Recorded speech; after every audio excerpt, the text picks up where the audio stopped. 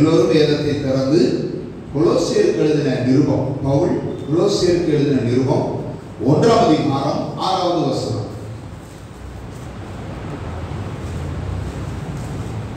அந்த நம்பிக்கையை குறித்து நீங்கள் முன்னமே சத்திய வசனமாகிய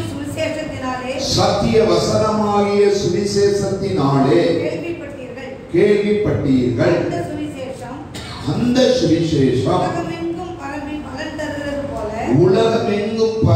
பலன் தருகிறது போல உங்களிடத்திலும் வந்து நீங்கள் அதை கேட்டு தேவ கிருபையை சத்தியத்தின்படி அறிந்து கொண்ட நாள் முதல் அது உங்களுக்குள் பலன் தருகிறதாய் இருக்கிறது. இந்த வசனத்தை மையப்படுத்தி உங்களோடு சில வார்த்தைகள் பேசுகிறேன். கொலோசியர் நிருபத்தை பவுல் கிபி 64ஆம் ஆண்டிலே ரோமாபுரியில் இருக்கும்போது எழுதியிருக்கிறார். இந்த கொலோசியர் நிருபம் எழுதப்பட்டு திகிக்கு என்று சொல்லுகிற மனிதனிடத்தில் கொடுக்கப்பட்டு எபேசியர், கொலோசியர், பிலமோன் என்று சொல்லக்கூடிய 2 சபைக்கும் ஒரு தனிப்பட்ட மனிதனுக்கும் கொடுத்து அனுப்பப்பட்ட ஒரு நிருபம் இந்த கொலோசியர் நிருபம் என்று அறிகிறோம்.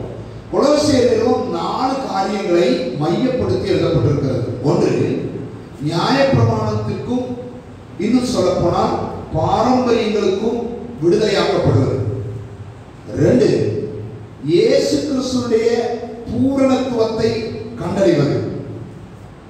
3, பரலோக ராஜ்யத்தின் நம்பிக்கையை உள்ளடக்கியது. 4, சுவிசேஷத்தின் மேன்மை என்கிற அந்த கருத்தை இதை மையப்படுத்தியே இந்த கொலோசியர் நிருபம் எழுதப்பட்டிருக்கிறது என்கிறதை அறிகிறோம். நீங்க கொலோசியர் வீட்டிலே படிச்சு பாருங்க. ரொம்ப அழகா, ரொம்ப அற்புதமா எழுதப்பட்ட ஒரு நிருபம். நான் உட்கார்ந்து படிச்சப்ப ரொம்ப ஆச்சரியமா இருக்கு, நல்லா இருக்கு. அப்ப ஒவ்வொரு நாளும் படிக்கும், பல முறை படிச்சிருக்கிறோம் வேதத்தை, ஒவ்வொரு வருஷம் படிச்சுட்டே இருக்கோம்.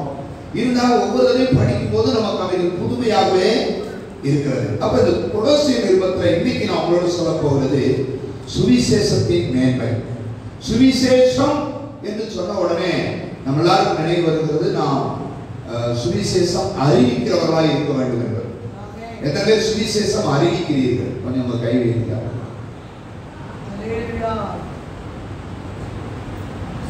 எத்தனை சுவிசேஷம் சொல்லுகிறீர்கள்? சொல்றதே இல்லை. அப்ப நீங்க பாவிகள் அர்த்தம். என்ன? யாரு? நம்ம யாரு? ஏன் சுவிசேஷம் சொல்லாவிட்டால் எனக்கு எனக்கு ஐயோ அப்படின்னு. சமயம் வாய்த்தாலும் வாய்க்காவிட்டாலும், போன்ல பேசினாலும் நேரம் பேசினாலும் ஒரு வார்த்தையாவது சுவிசேஷத்தை சொல்லணும். ஆமென்.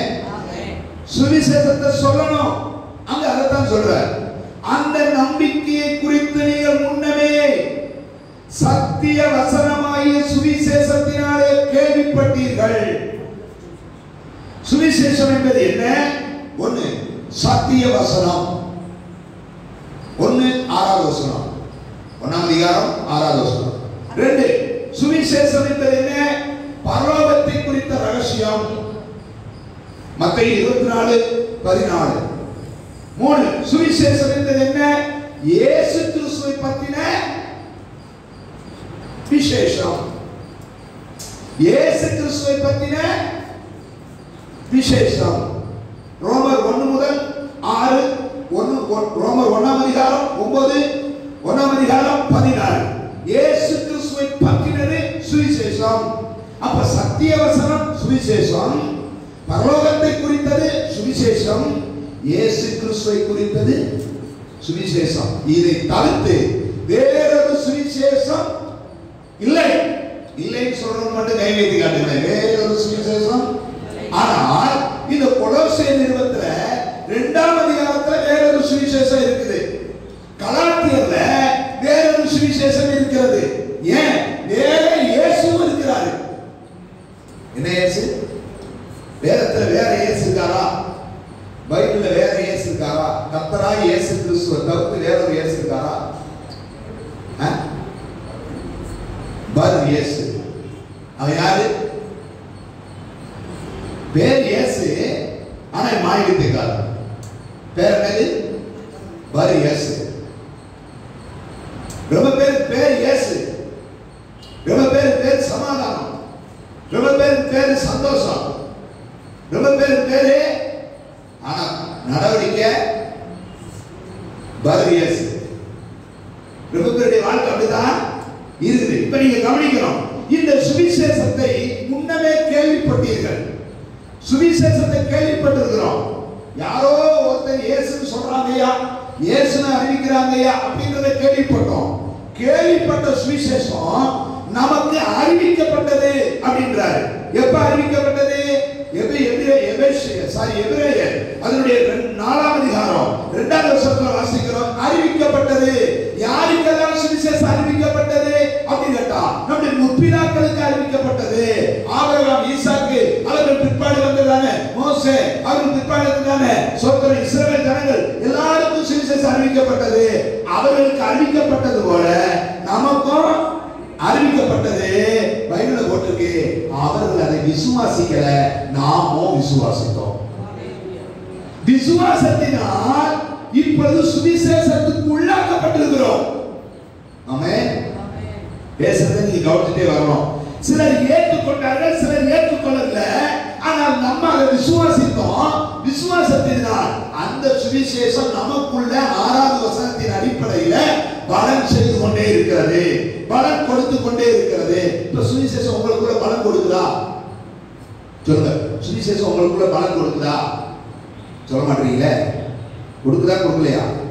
கொடுக்குதுன்னு இல்லை கொடுக்கலன்னு சொல்லுங்க. பலன் கொடுக்குதா?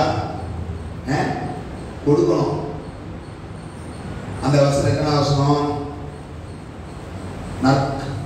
சகலவித நற்கிரியைகளாகிய ஆவியின் கனிகளை, சகலவித நற்கிரியைகளுமாகிய எத்தனை வசனம்?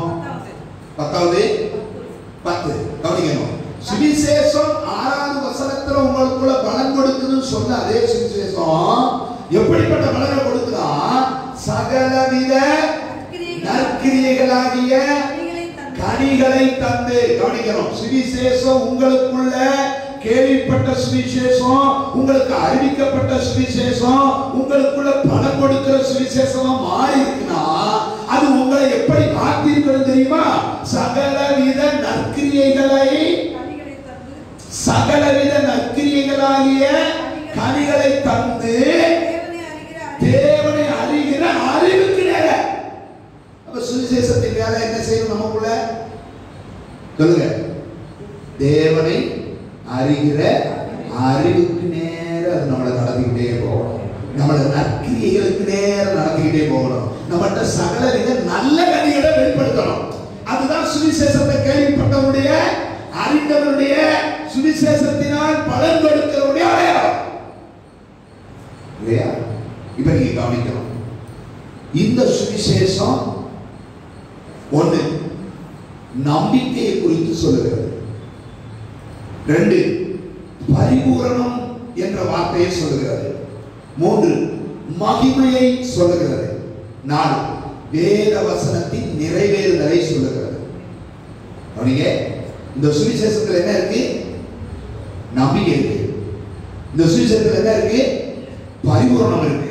இந்த சுவிசேஷத்துல என்ன இருக்கு? மகிமை இருக்கு. இந்த சுவிசேஷத்துல என்ன இருக்கு? வேத வசனத்தின் நிறைவேறுதல் இருக்கு. வசனத்தை நான் சொல்றேன். 1ஆம் அதிகாரம் 4வது வசனம், 1ஆம் அதிகாரம் 19வது வசனம், 1ஆம் அதிகாரம் 27வது வசனம், 1ஆம் அதிகாரம் 25வது வசனம். இந்த 4 வசனங்களை நீங்க கவனிச்சு பார்த்தீங்கன்னா 1ஆம் அதிகாரத்துல தான் நீங்க பேச போறேன். நீங்க அதை கவனிச்சுட்டே வரணும். இந்த 4 அந்த வசனத்தை கவனிச்சு பார்த்தீங்கன்னா நம்பிக்கை இருக்கு சுவிசேஷத்துல, பரிபூரணம் இருக்கு சுவிசேஷத்துல, மகிமை இருக்கு சுவிசேஷத்துல. சுவிசேஷத்தின் மூலமாக தான் கர்த்தராகிய இயேசு கிறிஸ்துவை பற்றி சொன்ன வேத வசனம் நிறைவேறுகிறது. அப்ப சுவிசேஷத்துல என்ன இல்லை? சொல்லுங்க, என்ன இல்லை? குறை இல்லை. என்ன இல்லை? குறை இல்லை. அப்படின்னா ஏன்? அது பரிபூரணம் உள்ளது. நீங்கள் அறிந்த, கேள்விப்பட்ட, அறிந்த சுவிசேஷம் பரிபூரணமான சுவிசேஷம். அதுல என்ன இல்லை? குறை இல்லை. குறையற்ற சுவிசேஷம் நம்மை பரிபூரணமாக்கி கொண்டிருக்கிறது. இன்னைக்கு நாம் சுவிசேஷத்தை கேட்டு ரட்சிக்கப்பட்டு தேவனுடைய பிள்ளைகளாகி இந்த ஆலயத்துக்கு வந்து உட்கார்ந்து இருக்கிறோமே, உட்கார்ந்த நம்மை அந்த சுவிசேஷத்துடைய ஆசீர்வாதம் பரிபூரணத்துக்கு நேரம் நடந்துகிட்டே போகுது. எத்தனை பேர் நான் பரிபூரணத்துக்கு நேரம் போய்கிட்டே இருக்கேன்? நான் சொல்றது உங்களுக்கு புரியுதா புரியலையா? எத்தனை பேர் நான் பரிபூரணத்தை நோக்கி பயணம் பண்ணிக்கிட்டு இருக்கேன்? பூரணராகும்படி கடந்து போவோமாக அர்த்தம் தெரியுமா? சிலதை விட்டு, சிலதை ஒதுக்கி, சிலதை தள்ளிவிட்டு சுவிசேஷத்தினால ரட்சிக்கப்பட்ட தேவப்பிள்ளையே, நீ பூரணராகும்படி கடந்து போகணும். இன்னும் குழந்தையா, இன்னும் பாலுறவங்களா, இன்னும் ஏற்கனவே ரட்சிக்கப்பட்டிருந்தால் ரட்சிக்கப்படாதவர்கள் போல இருந்தோம்னா சுவிசேஷம் உங்களுக்குள்ள பலன் செய்யலன்னு அர்த்தம். சில ரட்சிக்கப்பட்டு பல வருஷம் ஆனாலும் இன்னும் இப்பதான் மார்க்கத்திலிருந்து ரட்சிக்கப்பட்டு வந்தது போல உட்கார்ந்துட்டு இருப்பார். அவங்க பேச்சுல மாற்றம் இருக்காது, அவங்க வார்த்தையில அவங்களுடைய செயல்ல மாற்றம் இருக்காது. சுவிசேஷம் உங்களுக்குள்ள நற்கிரியைகள் என்ன செய்யணும். அதுதான் உண்மையா உங்களுக்குள்ள வேலை செய்யணும் அர்த்தம். அந்த சுவிசேஷம் நான் சொன்னேன் சத்திய வசனம், அந்த சுவிசேஷம் பரலோகத்தை குறித்தது, அந்த சுவிசேஷம் இயேசு கிறிஸ்துவை குறித்தது. அந்த சுவிசேஷத்துக்குள்ள நம்பிக்கை இருக்கு, அந்த சுவிசேஷத்துக்குள்ள பரிபூரணம் இருக்கு, அந்த சுவிசேஷத்துக்குள்ள மகிமை இருக்கு, அந்த சுவிசேஷத்துக்குள்ள தேவ வசனத்தின் நிறைவேறுதல் இருக்கு. இப்ப நான் திரும்பவும் கேட்கிறேன், சுவிசேஷம் என்றால் என்ன? நீங்க பேசாம நானும் பேச மாட்டேன். சொல்லுங்க, சுவிசேஷம் என்றால் என்ன? நற்கிரியை, வசனம், ரைட்? ஓகே. அப்புறம் சுவிசேஷம் என்றால் என்ன? வசனத்தை அறிவிப்பது. அறிவிக்கிறோம், ரைட்டா? ஆனா சுவிசேஷம்னா என்ன? இதுதான் சுவிசேஷம். இது வாட்டர் கேன் சொல்றோம், இது ஸ்டாண்ட் அப்படின்றோம். அப்படின்னா சுவிசேஷம் என்றால் என்ன? யாராவது நற்செய்தின்றோம். நற்செய்தி தான் உலகத்துக்கு நற்செய்தி சொல்லுகிற ஒரே ஒரு புத்தகம் வேத புத்தகம் மட்டும்தான். ஆமென், ரைட்? இப்ப கவனிங்க, சுவிசேஷம்னா என்ன சொல்லுங்க. மறுபடியும் கேட்டுக்கிட்டே இருக்கேன். யாராவது ஒரு ஆளு எனக்கு கரெக்டா ஆன்சர் சொன்னீங்கன்னா உங்களுக்கு என்ன தரணும்னு தெரியல, ஏன் ஒண்ணு இல்லை. அதுவும் அல்ல. அப்ப இன்னும் நீங்க சுவிசேஷத்தை புரிந்து கொள்ளவில்லை. இல்ல, சுவிசேஷம் என்றால் என்ன நான் சொல்லட்டுமா? நான் சொல்றேன், நீங்க இப்ப எல்லா ரகசியம் அப்புறம் அது சுவிசேஷத்தின் நிறைவேறுதலா கூட இருக்கலாம் நீங்க சொல்றதெல்லாம். ஆனா சுவிசேஷம் அடிப்படையில என்னன்னா, இதை மட்டும் புரிஞ்சுட்டோம்னா டோட்டலா எல்லாமே சரியா போயிடும்.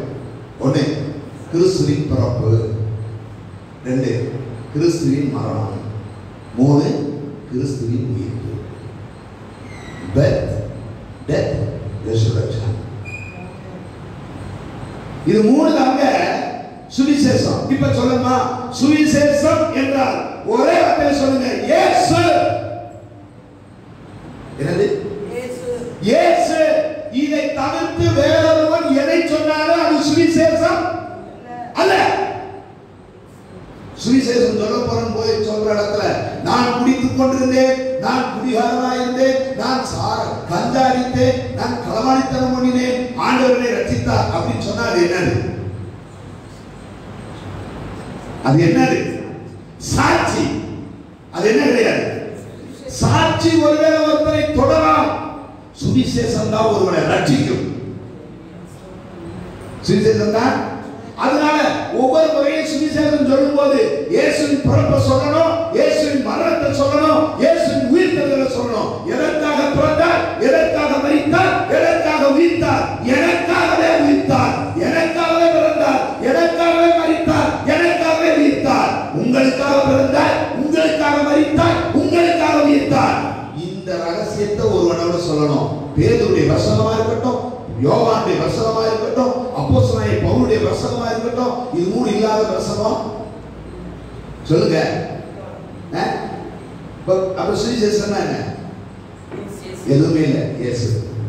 கை வைத்து சொல்லுங்க, இயேசு. மத்தேயு, மார்க்கு, லூக்கா, யோவான், இது என்னன்னு சொல்றோம்? சுவிசேஷம் சொல்றோம். இதுல வேற யாரை பத்தியா சொல்லியிருக்கா? அதுல கதாநாயகன் யாரு? இயேசுதான். வேற யாராவது கதாநாயகன் இருக்காங்களா? இல்ல. அப்புறம் சுவிசேஷம் என்றாலே அவர் யார் தான்? இயேசு. கையை உயர்த்தி கர்த்தருக்கு நன்றி சொல்லுங்க.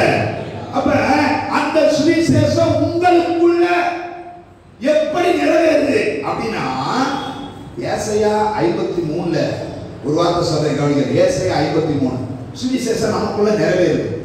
இயேசு நமக்குள்ள என்ன செய்தார்கள் சொல்றேன். ஒண்ணு பாருங்க, ஏசாயா 53 அதிகாரத்தை பார்த்தீங்கன்னா, உங்களுடையதை என்னுடையதை சுமந்தலின் மூலம் எனக்குள்ள சுவிசேஷம் நிறைவேறி. ஒத்துக்கிறீங்களா? ஒத்துக்கிறீங்களா இல்லையா? உங்களுடையதை என்னுடையதை அவர் சுமந்தார். இது சுவிசேஷத்தின் நிறைவேறுதல். சுமந்தாரா சுமக்கலையா?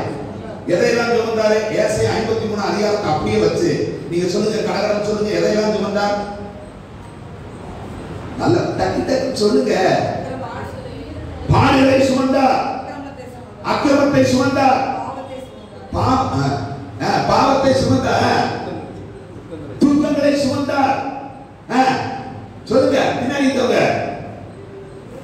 மீறல்களை சுமந்தார். சொல்லுங்க. அப்ப சுமந்தார். அவர் என்னுடையதை உங்களுடையதை சுமந்தார். சுமந்ததினால் சுவிசேஷம் எனக்குள்ள நிறைவேறியது. எனக்குள்ள கவனிக்கிறீங்களா? இப்ப நீங்க சுமக்க வேண்டியது இல்ல. இப்ப என்னுடையதெல்லாம் அவர் சுமந்துக்கிட்டார். என்னத தேவையில்லாத சுமையெல்லாம் அவர் சுமந்துக்கிட்டார். பாடு, துக்கம், அக்கிரமம், மீறுதல் இல்லையா, பாவம், சாபம் எல்லாத்தையும் சுமந்துக்கிட்டார். இப்ப அவர் சொல்றாரு, என்னுடையதை உனக்கு தரேன், நீ சுமன்ற. என்னுடையத எதை தர்றாரு? என்னுடைய சுமை லகுவாயும் இல்லையா, நான் சாந்தமும் மனத்தாழ்மையுமா இருக்கிறேன். என்னுடைய சுமை, தேவையற்ற சுமைகளை நீக்கி தேவையானதை சுமக்கும்படி கர்த்தர் உங்களை கொடுத்திருக்கிறாரே. எத்தனை பேர் இந்த தேச கிறிஸ்துவ உங்களை சுமந்துட்டு இருக்கீங்கன்னு எனக்கு தெரியல. இந்த சுவிசேஷத்தின் பாரத்தை எத்தனை பேர் சுமக்கிறீங்கன்னு தெரியல. உங்களுடைய துக்கத்தை சுமந்த இயேசு, உங்களுடைய அக்கிரமத்தை சுமந்து தீர்த்த இயேசு, உங்களுடைய மீறுதலை சுமந்து தீர்த்த இயேசு அப்படிதான் சொல்லணும். இவைகள் எல்லாம் சுமந்து தீர்த்தா. ரெண்டாவது சுவிசேஷம் எனக்குள்ள எப்படி நிறைவேறுது பாருங்களேன். கொலோசியர் 1:27 வாசிக்கிறோம். அவர் எனக்குள் வாசம் பண்ணுவதினால், எனக்குள் இருப்பதினால். அந்த வசனத்தின் கடைசி பகுதி, கிறிஸ்துவானவர் மகிமையின் நம்பிக்கையாக உங்களுக்குள் இருப்பதே அந்த சுவிசேஷத்தினுடைய ரகசியம். அவர் நமக்குள்ள இருப்பது. எத்தனை பேர் உங்களுக்குள்ள கிறிஸ்து இருக்கிறார் சொல்றீங்க? கை வைக்காது. எனக்குள்ள கிறிஸ்து இருக்கிறார். இருக்காரா? நல்லா கை வைக்காது. நல்லா உங்களுக்குள்ள கிறிஸ்து இருக்காரா? வேற ஏதாவது இருக்கா? நாய் பேய் பூனை பிசாசு சொன்னாலும் தெரியல. எது நமக்குள்ள என்ன செய்யக்கூடாது? இருக்கக்கூடாது. நமக்குள்ள இருக்க வேண்டியது என்ன? சொல்லுவாங்க, ஏய் நானே ஒரு மிருகம், என் மிருகத்தை கிளப்பி விட்ட நான் யாரா இருக்க மாட்டேன், நீ மனுஷனா இருக்காது, மாடாயிருவேன், மிருகமாயிருவேன் அப்படின்னு சொல்றோம். நமக்குள்ள யார் இருக்கக்கூடாது? யார் தான் இருக்கணும்? அதுதான் சுவிசேஷத்தின் நிறைவேறுதல். கிறிஸ்து உங்களுக்குள்ள இருப்பாரானால் சுவிசேஷம் உங்களுக்குள்ள இப்ப நடந்துகிட்டு இருக்கு, நிறைவேறிக் கொண்டிருக்கிறது என்பதனுடைய அர்த்தம். அப்ப எனக்குள்ள கிறிஸ்து இருக்கிறார், நான் நம்புறேன். எனக்குள்ள கிறிஸ்து எனக்குள்ள சிங்காசனம் போட்டு இருக்கிறார். அவருக்குன்னு ஒரு ஆசனத்தை நான் எனக்குள்ள வச்சிருக்கிறேன். எனக்குள்ள தேவையற்றதுக்கு என்ன இல்லை, இடம் இல்லை. பாவத்துக்கு இடம் இல்லை, பொறாமைக்கு இடம் இல்லை, வன்கனுக்கு இடம் இல்லை, அசுத்தத்துக்கு இடம் இல்லை. ஏனென்றால் நான் கிறிஸ்துவின் ஆளுகைக்கு உட்பட்டவர். கவனிக்கணும், நான் சொல்றது நீங்க கவனிச்சு. மூணாவது 1ஆம் அதிகாரம் 20ஆம் வசனத்துல உங்களையும் என்னையும் ஒப்புரவாக்கி பரலோகத்தில் சேர்க்க போகிறதினாலே இந்த சுவிசேஷம் எனக்குள்ள. அப்ப முதல்ல என்னுடைய சுமந்தார், எனக்குள் வாசம் பண்ணினார், என்னை அவரோடு சேர்க்க போகிறார். இதுதான் சுவிசேஷத்தினுடைய நிறைவேறுதல். சொல்லுங்க, சுவிசேஷம்னா என்ன? இயேசு கிறிஸ்து. ஒரு சுவிசேஷத்துல என்ன இருக்கணும்? இயேசு கிறிஸ்துடைய பிறப்பு இருக்கணும், இறப்பு இருக்கணும், உயிர்த்தெழுதல் இருக்கணும். இயேசு கிறிஸ்து இறந்ததோட சொல்லிட்டு வந்துடக்கூடாது. சுவிசேஷத்துல கூட இயேசு உனக்காக மரித்தார் அப்படின்ற வந்துடக்கூடாது. அது வந்துட்டீங்கன்னா சுவிசேஷத்தை பாதியிலேயே விட்டுட்டீங்கன்னா போய் இறங்கி போய் மறுபடியும் சொல்லிட்டு வரணும், இயேசு உனக்காக உயிர்த்தெழுந்தார் அப்படின்னு சொன்னாதான் சுவிசேஷத்தை என்ன செய்யுது? முற்று பெறுகிறது. இப்ப அந்த சுவிசேஷம் என்னுடைய சுமந்ததினால் எனக்குள் நிறைவேறி இருக்கிறது, எனக்குள் அந்த வாசம் பண்ணுவதனால் எனக்குள் நிறைவேறி இருக்கிறது, என்னை பரலோகத்தில் அவர் சேர்க்க போவதினால் அது எனக்குள் நிறைவேறிக் கொண்டே இருக்கிறது. அல்லேலூயா.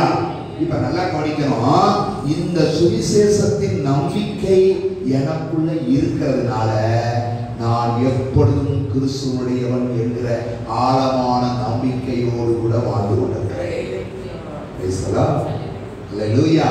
இப்ப நீங்க கவனிக்கணும், கொலோசியர் 2ல வேறே சுவிசேஷம் என்று சொல்லுகிறாரே, கலாத்தியர் வேறே சுவிசேஷம் என்று சொல்லுகிறாரே.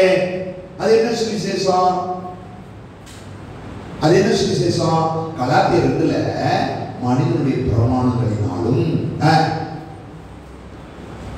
இல்லையா? கலாத்தியர் 2ல மனிதனுடைய பிரமாணங்களினாலும் கற்பனைகளினாலும் ஞானம், லௌகீக ஞானம் என்று சொல்லப்படுகிற ஞானத்தினாலும் கட்டப்பட்ட சில வார்த்தைகள் சுவிசேஷம் என்று சொல்லப்படுகிறதா. பல நேரங்களில் நம்ம சுவிசேஷம்ன்றதை எதை சொல்றோம்னா மனிதனுடைய கற்பனைகளை சொல்றோம், பிரமாணங்களை விட்டுட்டு இன்னும் சொல்ல போனா மனிதனுடைய பாரம்பரியங்களை சொல்றோம், மனிதனுடைய கற்பனைகளை சொல்றோம். ஆண்டவர் சொல்றார், அதெல்லாம் ஒதுக்கி வை. எதுதான் சுவிசேஷம்? நான் தான் சுவிசேஷம். என்னை ஆராதிக்கணும், என்ன சேவிக்கணும், என்ன தொழுது கொள்ளணும். வேறே சுவிசேஷத்துக்கு நீங்க இடம் கொடுக்கவே. இப்ப சுவிசேஷத்துக்கு ப்ராஸ்பரிட்டி காஸ்பல் என்னதான்? செழிப்பி உபதேசம்ன்றாங்க. ஆனா இங்கிலீஷில் சொல்லும்போது ப்ராஸ்பரிட்டி காஸ்பல்ன்றாங்க. இது ஒரு சுவிசேஷம் அப்படின்றாங்க.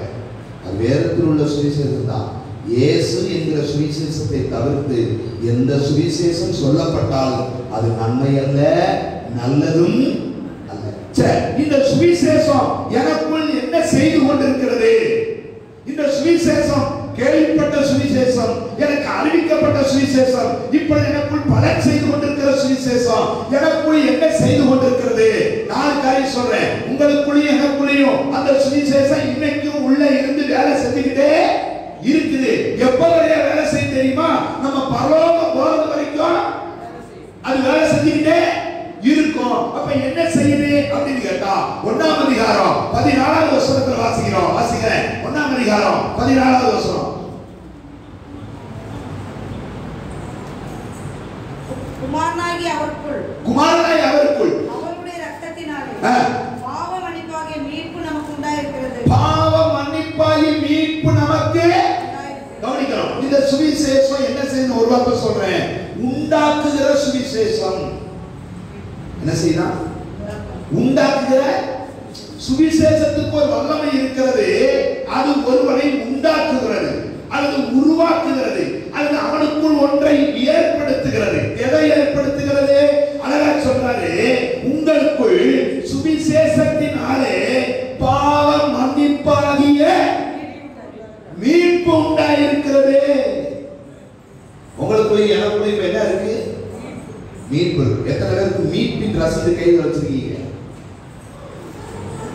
ஒருத்தட்டும் இல்லையா? ஆதார் கார்டு இருக்கா?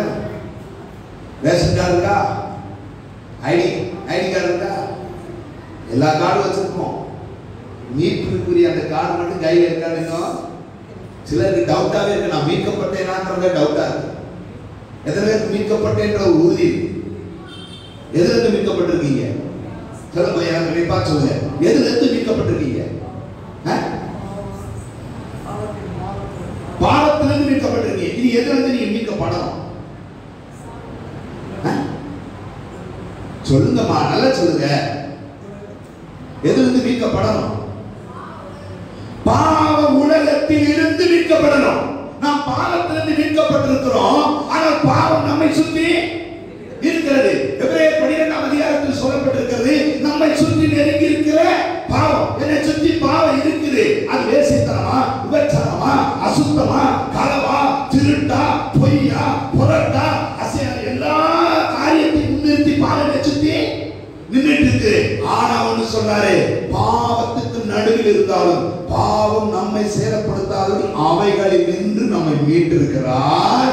பாவத்திலிருந்து மீட்கப்பட்ட நீங்கள் இனி ஒரு நாள் வரப்போகிறது. அதுதான் சுவிசேஷத்தின் நிறைவேறுதல். பாவ உலகத்திலிருந்தே நம்ம மீட்கப்பட போகிறோம். அல்லேலூயா. பரலோகத்துக்கு ஒரு பேர் உண்டு. அதுக்கு என்ன பேர் தெரியுமா? அதுக்கு என்ன பேர்? பாவம் இல்லாத தேசம். என்ன தேசம்? என்ன இல்லாத தேசம்? அசுத்தனும், சொல்லுங்க, திருடனும், கொள்ளைக்காரனும் அங்கே பிரவேசிப்பதே இல்ல. தீட்டுள்ளவன் அங்கே பிரவேசிப்பதே இல்ல. எத்தனை பேருக்கு நம்பிக்கை இருக்கு நான் இந்த தேசத்துக்கு ஒரு நாள் சீக்கிரம் போவேன்? ஹலோ, வயசாயிருச்சுன்னா போவோம், உண்மைதான். வயசாகிறதுனாலும் தைரியமா இருக்க, சீக்கிரம் கொண்டு போனா போயிடுவார். நேற்று கூட ஒரு பாஸ்டர் இறந்து விட்டார். அதுக்கு 2 நாளைக்கு முன்னாடி ஒரு பாஸ்டர் இறந்து விட்டார். எனக்கு எனக்கு அடுத்த இது நினைக்கிறேன், எங்களோட சொல்லிட்டு இருப்பாங்க தம்பி பேசுறாரு.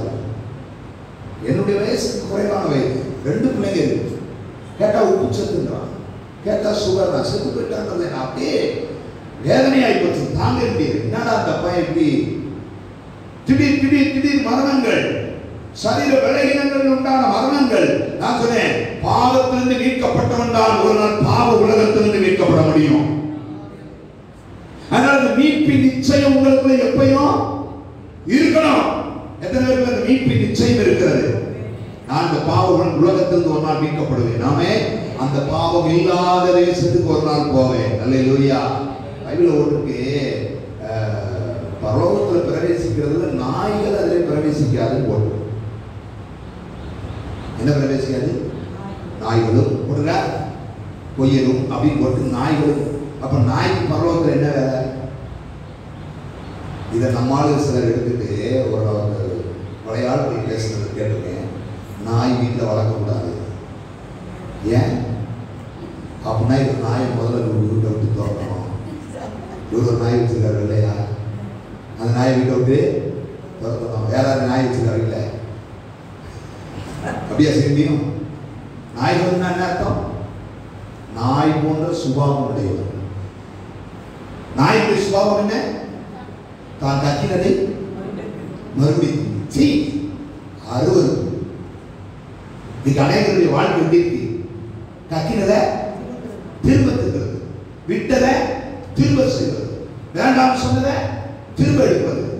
பைபிள் ஒன்றுக்கு தாங்கள் விட்டு வந்த தேசத்துக்கு போவதற்கு அவர்களுக்கு சமயம் வாய்ப்பு இருந்தா போயிருப்பான். ஆனா சமயம் தான் கிடைக்கல.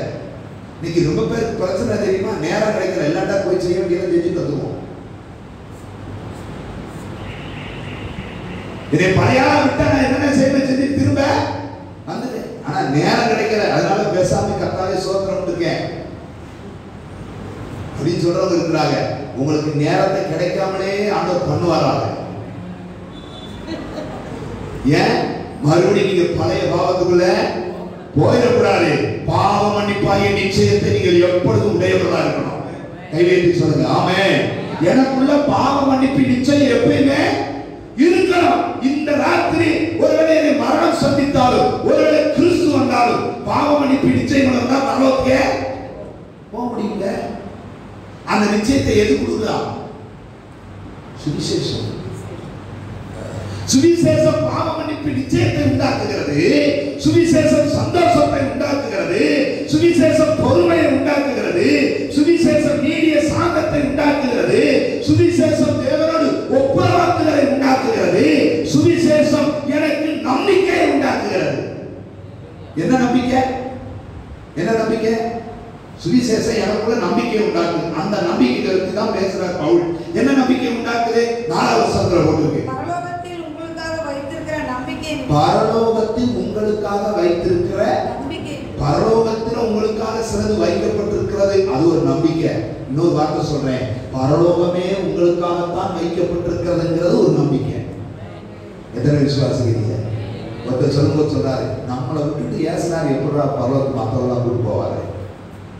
என்ன நம்மளை விட்டுட்டு எப்படி மற்றவங்களாம் கூட்டு போவாரு? முடிஞ்ச அளவு காலை பிடிச்சா கை பிடிச்சா என்ன செஞ்சிடும், போயிடுவோம். அப்படின்னு நீங்க ரொம்ப ஈஸியா எல்லாம் போட்டு மட்டும் என்ன செய்யாதீங்க, உட்காதீங்க. நான் ஒரு வார்த்தை சொல்றேன், நம்ம வச்சிருக்கிற பரிசுத்தம் பரலோகத்துக்கு போவதற்கு தேவையான தகுதியான பரிசுத்தமே என்ன ரொம்ப பாக்குறீங்க. உங்க வேத வாசிப்பு இன்னும் உங்களை பரலோகத்துக்கு போவதற்கு உங்களை தகுதிப்படுத்தல. எவ்வளவு படிக்கிறோம் பைபிள்? எவ்வளவு நேரம் படிக்கிறோம் பைபிள்? உங்களுடைய என்னுடைய ஜெபம் என்னை பரலோகத்துடைய சேர்க்குமான்றது இன்னும் எனக்கு நம்பிக்கை இல்லை. என்னுடையது முழங்காலிலே நின்று வேதம் வாசிப்பாரா மரித்த மகிழ்ச்சி ஆசிரியர் ஜீவான் கல்யா ஸ்பர்ஜன் முழங்காலிலே நின்று வேதத்தை வாசிப்பாரா? நம்ம கால் மேல கால் போட்டு வேதம் வாசிக்கிறோம். கல்வி கல்கண்டு குமுதம் படிக்கிறது போல, கல்வி கல்கண்டு குமுதம் படிக்கிறது கொடுக்கிற நேரத்தை வேதத்துக்கு என்ன செய்யறதில்ல, கொடுக்கறது இல்லை. நியூஸ் பேப்பர் கொடுக்கிற மதிப்பை கூட நம்ம பைபிளுக்கு கொடுக்கறது இல்லை. நியூஸ் பேப்பர் அலமாரியில் இருக்கும், நம்ம பைபிள் அங்கங்க சோபாவில் அங்கங்கேயும் கண்டமானே கிடக்கும். இதுதான் நீங்க வேதத்துக்கும் ஆண்டவருக்கும் கொடுக்கிற மரியாதை தான். உங்க பரலோக பயணத்தை கொஞ்சம் என்ன செய்யுங்க, உங்க பரலோக பயணத்தை கொஞ்சம் சொல்லுங்க, செக் பண்ணுங்க.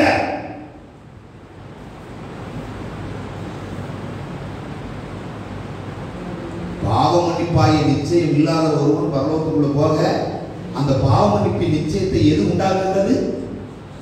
சுவிசேஷம் உண்டாக்குகிறது. சுவிசேஷம் எனக்குள்ள எதை உண்டாக்குனா? பாவ மன்னிப்பாய நிச்சயம், சமாதானத்தை உண்டாக்குகிறது, சந்தோஷத்தை உண்டாக்குகிறது. நான் சொல்றது எல்லாம் அந்த அதிகாரத்தில் இருக்கு. பொறுமையை உண்டாக்குகிறது, நம்பிக்கையை உண்டாக்குகிறது, தேவனோடு ஒப்புரவாக்குதலை உண்டாக்குகிறது. இது எல்லாம் இந்த சுவிசேஷம் தான் எனக்குள்ள. இப்போ உங்களுக்குள்ள அது உண்டாயிருக்கா? எத்தனை பேர் பொறுமை உள்ளவங்களா இருக்கிறீங்க? கை வைக்காது. எனக்கு கொஞ்சம் உங்களை எல்லாம் பார்க்கணும், பார்த்தாக்க நல்லா சந்தோஷமா இருக்கும். நான் ரொம்ப பொறுமையான ஆளியா கொஞ்சம் சொல்லுங்க. கை சும்மா தூக்குங்க, காசா பணமா தூக்க. ரொம்ப பொறுமைசாலி.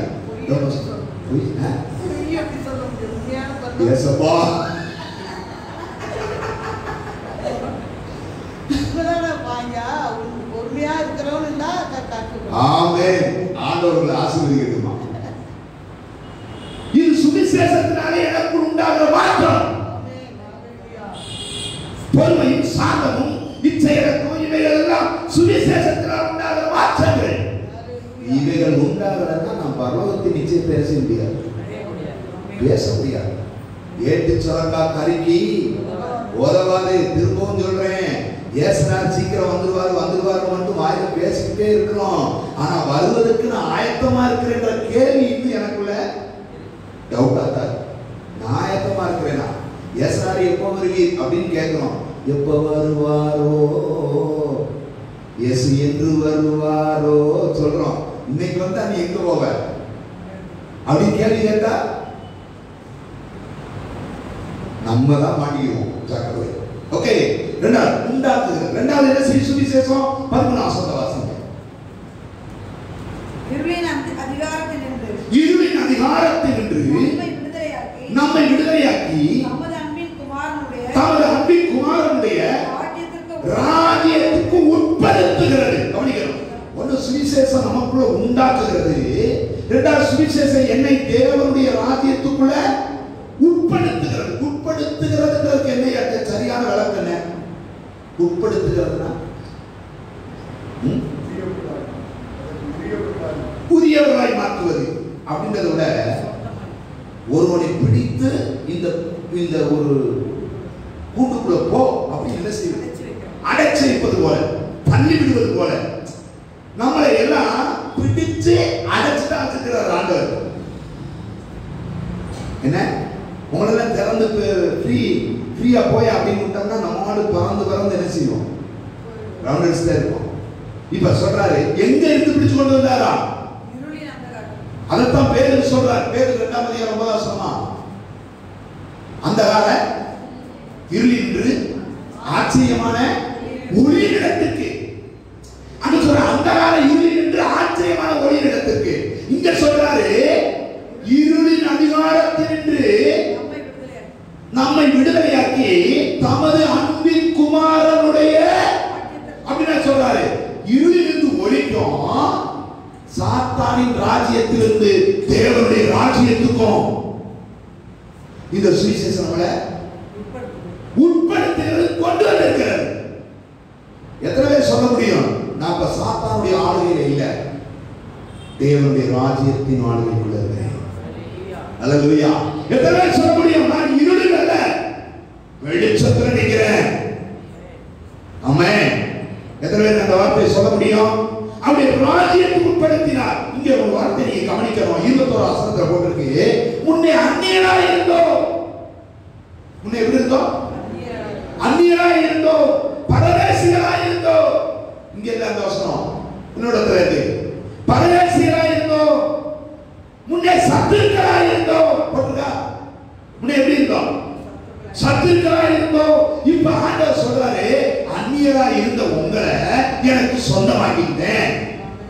இல்லையா? சத்துருக்களாய் இருந்த நம்ம அவருடைய சிநேகிதரா ஆக்கிட்டார். எதனால? எப்படி நடந்தது? எப்படி ஒப்புரவாக்குதல் உண்டாச்சு? எப்படி சமாதானம் உண்டாச்சு?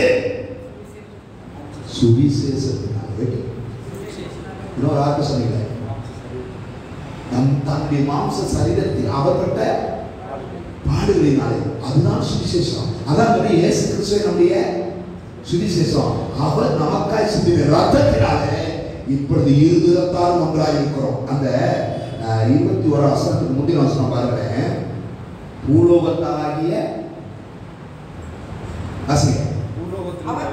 பூலோகத்தில் உள்ளவர்களும், கவனிங்க ரெண்டையும் கம்பேர் பண்றாங்க. பூலோகத்தில் உள்ளவர்களும்,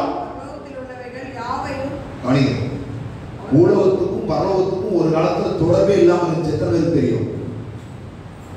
பைபிள்ல பழைய ஏற்பாடு புதிய ஏற்பாடு முடிகிறதுக்கு நடுவுல ஒரு பேப்பர் எழுதியா இருக்கா? உங்க பைபிள் திருப்பி பாருங்க, திரும்புங்க. இருக்கா இல்லையா? எதுக்கு? எதுக்கு?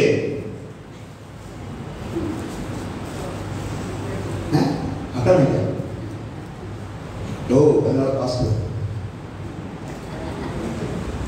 எதுக்கு நான் சொல்றேன், நீங்க கவனமா வச்சுக்கணும். சரியா? எதுக்கு தெரியுமா? இடைவெளி. ஒரு இடைவெளி இருந்தது. என்ன இடைவெளி இருந்துச்சு தெரியுமா? மனிதனுக்கும் தேவனுக்கும் எந்த தொடர்புமே இல்லாத ஒரு இடைவெளி இருந்தது. ஆதியாகமத்துல 1ஆம் அதிகாரத்துல சொல்லுவாங்க, பெரிய இடைவெளி இருந்ததா சொல்லுவாங்க தியாலஜியில. புதிய ஏற்பாட்டுக்கும் பழைய ஏற்பாட்டுக்கும் பெரிய இடைவெளி இருந்துச்சு. என்ன இடைவெளி தெரியுமா? பரலோகத்துக்கும் பூலோகத்துக்கும் எந்த தொடர்பும் இல்லை. தொடர்பும் இல்லை, பேச்சு இல்லை, வார்த்தை இல்லை. ஆண்டவர் மனிதனோடு எந்த தொடர்புமே வைக்காம இருந்தார். அப்ப அந்த நேரத்துல பூமி என்ன சொல்லிருந்ததா? இருள். அதனாலதான் இயேசு வரும்போது ஒரு வார்த்தை சொன்னாரு, இருளில் இருக்கிற ஜனங்கள் பெரிய வெளிச்சத்தை. இருள்ன்றவே என்ன அர்த்தம் தெரியுமா? கர்த்தருடைய வசனத்தை கேட்காதவன் இருளில் இருக்கிறான் என்ற அர்த்தம். கிறிஸ்துவை அறியாதவன் இருளில் இருக்கிறான் என்ற அர்த்தம். சத்தியத்தை கேளாதவன் இருளில் இருக்கிறான் என்ற அர்த்தம். நாம் வெளிச்சத்தின் பிள்ளைகள் என்று சொல்லுகிறோமே, எதனால தெரியுமா? நான் கிறிஸ்துவை அறிந்ததினால் வெளிச்சத்தின் பிள்ளையா இருக்கிறேன். நான் சத்தியத்தை அறிந்ததினால் வெளிச்சத்தின் பிள்ளையா இருக்கிறேன். இப்ப நான் சொல்றேன், உங்களை என்னையும் எந்த தொடர்பும் இல்லாமல் இருந்த நம்மை, எதற்கு சம்பந்தம் இல்லாத இருந்த நம்மை, பரலோகத்துக்கும் பூலோகத்துக்கும் தொடர்பே இல்லாமல் 400 ஆண்டு இருந்துச்சான்.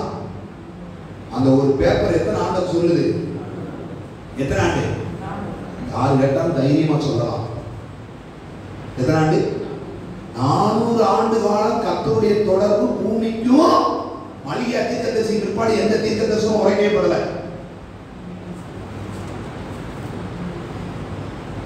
பேச்சே இல்லை. திடீர்னு வனாந்தரத்துல கூப்பிடுற சத்தம் யாரு? யோவான் ஸ்நானகன். 400 வருஷத்துக்கு பிற்பாடு.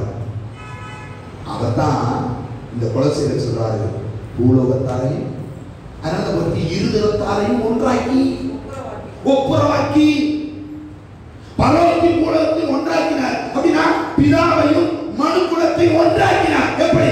தான் சிந்தின ரத்தத்தினாலே சுவிசேஷத்தினாலே உட்படுத்தினார். இப்ப சொல்றாரு, இருளில் இருக்கிற ஜனங்கள் எல்லாம் எங்க வாங்க?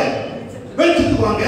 உங்களை எல்லாரும் இந்த ராஜ்யத்துக்கு உட்படுத்துறேன். சாத்தானுடைய அதிகாரத்தில் இருக்கிற சிலரை பிடிச்சு கர்த்தர் கொண்டு வந்து அவருடைய ராஜ்யத்தில் உட்படுத்தி இருக்கிறார். அதனாலதான் சிறைப்பட்டவரை சிறையாக்கி கொண்டு போறான்.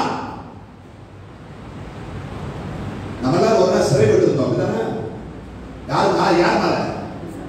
பிசாசினால கட்டுண்டவராய் சிறைபிடிக்கப்பட்டு இருந்தோம். இன்னைக்கு சிலர் சிறைபிடிக்கப்பட்டு போய் கிடக்கிறோம். அது வேற விஷயம். அது சிம்சோனை சிறைபிடித்து வைத்திருக்கிறான் பிசாசு. யாரவன்?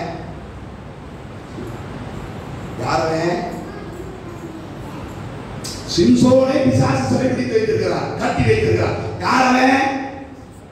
பிசாசு. யாரவன்? நசரேயன், ஆவிக்குரியவன். ஆவிக்குரியவனை பிசாசு சிறைபிடிக்க முடியுமா? முடியாது. முடியும். பிரேயர் கண் கொடுக்கப்பட்டுச்சு. முடியும். இடம் கொடுத்தார். முடியும். தேவாவை அசட்டை பண்ணினார். முடியும். கர்த்தத்துவத்தை இன்னொரு வார்த்தை சொல்றேன், பிசாசுகளை சிறைபிடிக்க முடியும். உங்க மேல இருக்கிற அபிஷேகத்தை நீங்க புரிந்து கொள்ளணும். இன்னைக்கு நீ புரிஞ்சுக்கணும், தேவனுடைய அன்பின் குமாரனுடைய ராஜ்யத்துக்கு உட்படுத்தி இருக்கிறார். அவருடைய இனி நான் இருளின் ராஜ்யத்துக்குள்ள அவன் அல்ல என்று சொல்லுங்க. கை வைத்து சொல்லுங்க. இருளின் ராஜ்யத்துக்கு உட்பட்டவன் அல்ல, சாத்தானுடைய அதிகாரத்துக்கு உட்பட்டவன் அல்ல, பாவத்துக்கு உட்பட்டவன் அல்ல, சுவிசேஷத்தினாலே தேவனுடைய ராஜ்யத்துக்கு உட்பட்டவனா மாறி இருக்கிறேன். நான் சொல்றது புரியுதா? விளங்குதா? விளங்கலையா? விளங்குறது மாதிரி இருக்கா? விளங்கவே மாட்டுதா? மூன்றாவது விஷயம் 21 வசனத்தை பாருங்க. முன்னே அந்நியராயும் துக்கிரிகளுக்கு மனதிலே சத்துருக்களாயும் இருந்த உங்களையும் பரிசுத்தராகவும் குற்றமற்றவர்களாகவும் கண்டிக்கப்படாத, இந்த வார்த்தை கவனிக்கணும், கண்டிக்கப்படாதவர்களாயும் தமக்கு முன்னாக நிறுத்தும்படியாக அவருடைய மாம்ச சரீரத்தில் சுவிசேஷத்தினாலே நமக்கு மூணாவது கிடைக்கிற ஒரு பாக்கியம், சுவிசேஷம் என்னை உத்தமனாய் மாற்றியது. எனக்குள்ள உண்டாக்குச்சு, என்ன அந்த என்னை உட்படுத்தி அந்த ராஜ்யத்துக்குள்ள. இப்ப அந்த சுவிசேஷத்தை எப்படி மாத்திருக்கான்? எப்படி உத்தமனாகலாம்? குற்றமற்றவர்களும் பரிசுத்தவர்களும். அந்த வார்த்தை ரொம்ப படிச்சுட்டே இருக்கும்போது கண்டிக்கப்படாதவர்கள். ஒருத்தரும் உங்களை என்ன செய்யக்கூடாது? ஒருத்தரும் இல்லை. பூமியில யாருனாலும் நம்மளை ஏதாவது சொல்லலாம், போட அந்த பேர் இந்த பேர் நார் பேர் மோசமாக வேலைன்னு கூட நினைச்சலாம், சொல்லலாம். நம்ம புரிஞ்சுக்கிறாங்க. சில நேரம்ல சில நினைப்பா சொல்லியிருக்காங்க, உங்களை அப்படி பேசுறாங்க, உங்களை அவங்க இன்னும் பேசுறாங்க, உங்களை அங்கே பேசுறாங்க. மறைவாய் பேசுகிறவங்க பேசத்தான் செய்வாங்க. யாருனாலும் என்ன உலகம் இருந்தா 4 பேச்சு. ஆனா நேரம் வந்தா ஐயா நீங்க தங்கம் ஏறுவாங்க. எப்படி நேரம் பார்த்தா இவரே பார்த்தாலும் நேரம் பார்த்தா உங்களை போல வருமா சிங்க குட்டிங்குவாங்க. பின்னாடி போயிட்டு அவரை சொல்றாங்க, மனுஷன் பேசுறான், குற்றப்படுத்துறான், கண்டிக்கிறான், சொல்றான். இதுக்கெல்லாம் நம்ம எல்லாம் பயந்தோம்னா உலகத்துல இருக்கவே முடியாது. ஆனா ஒண்ணு, நம்ம மனசாட்சிக்கு பயப்படணும். ஆமென். எது பயப்படணும்? எத்தனை மனசாட்சி ஒண்ணு இருக்கு? கொஞ்சம் கை வைக்கிறாரு. மனசாட்சி இருக்கா? இருக்கா இல்லையா? எங்க இருக்கு மனசாட்சி? எங்க இருக்கு? கிட்னில இருக்கா? இது எங்க இருக்கா? வாழ்ற வாழ்க்கையில நாம இருக்கு மனசாட்சிய. எனக்கு நமக்குள்ள ஒரு உருவமாகவோ வடிவமாகவே இல்ல, வாழ்ற வாழ்க்கையா இருக்கு மனசாட்சி. உங்க மனசாட்சி குற்றமற்றதா இருந்தா பரலோகத்தின் தேவனை உங்களை கண்டிக்காதபடி நீங்க வாழ்ந்து காட்டணும். யாரும் உங்களை கண்டிக்க கூடாது. சொல்லுங்க. பைபிள்ல ஆண்டவர் கண்டித்த மனிதர் உண்டா? ஒரு ஆள் சொல்லுங்க. ஆண்டவர் கண்டித்த மனிதர் உண்டா? ஆண்டவர் தண்டித்த மனிதர் உண்டா? ஒருத்தருமே சொல்ல மாட்டீங்களே. ஒண்ணு எனக்கு புரியலையான்னு எனக்கு தெரியல, இல்ல உங்களுக்கு புரியலையான்னு மொத்தத்துல ஒரு வார்த்தை நிறுத்தியா சொல்றீங்களான்னு புரியல.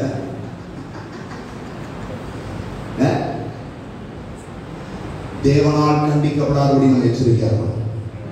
ஆனால் தேவனால் நாம் கண்டிக்கப்படாதபடி தண்டிக்கப்படாதபடி 1 கொரிந்தியர் 11ஆம் அதிகாரத்தில் சொல்ல அந்த அது எத்தனை வசனம்?